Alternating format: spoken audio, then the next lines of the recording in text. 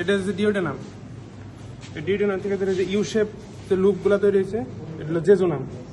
Coiling structure.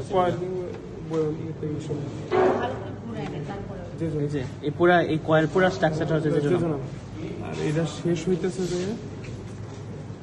সিকামটা ধর, এই যে এটা হচ্ছে ইলিয়াম। এটা ইলিয়াম কয়েলিং শেষ হয়ে যে স্ট্রেট লাইনটা, এটা হলো ইলিয়াম। তারপর ইলিয়ামটা যে জাংশন করছে, জাংশন থেকে নিচে যেটা নেমে আসবে এটা হলো ব্লাইন্ড স্যাক ও সিকাম। আর পুরো অংশটা হলো সিকাম। আর হচ্ছে এটা হলো স্পাইরাল কোলন।